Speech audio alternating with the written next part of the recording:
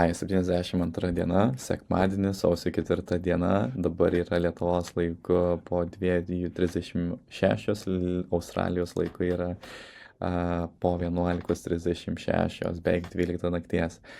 92, 1 milijonas, ane? Tai šiandien buvo tokia šiek kitokia diena, nuėjau į ofisą. Ir nežinojau, ką daryti, ane, nuo ko pradėti, ar būtent ką turėčiau šiandien daryti, nes atrodo kaip ir viską pasidaręs ir daugiau nėra ką daryti. Tai dirbau prie tokių smulkesnių darbų, bet galiausiai irgi atsirado veiklos ir tai pasiruošiau būtent vienam senesniam klientui reklamas. Irgi idėjas, konceptus, tai dabar dizaineris daro, kepa, galėsiu būtent rytoj pasidalinti naujais konceptais. Naujom reklamom, ką galiausiai pavyko sukurti, tikiu, kad atrodys labai gerai.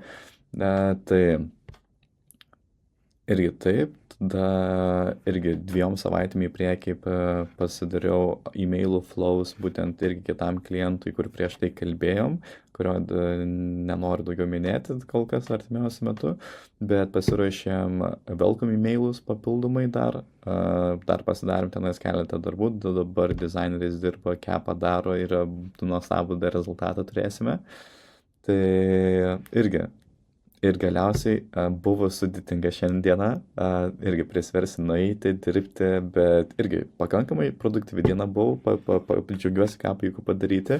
Irgi šitą video dabar įrašinėjau, nežinojau, ką kalbėti, ką sakyti, ką įdomaus tau vėl pasakyti, bet irgi jau gulėjau lovoj, jau sėdėjau maikę, jau įrašiau, bet okei.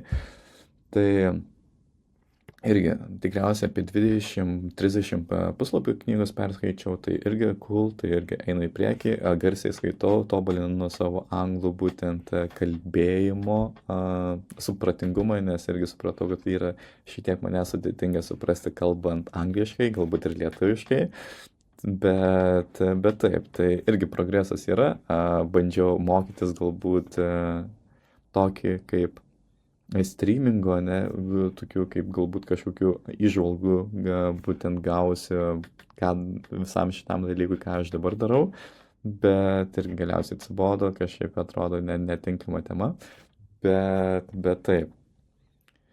72 diena, 1 milijonas per 90 dienų, liko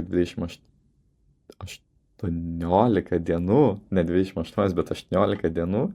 Tai ačiū, kad toliau žiūri, kad palaikai ir į pasimatymą, laikykis.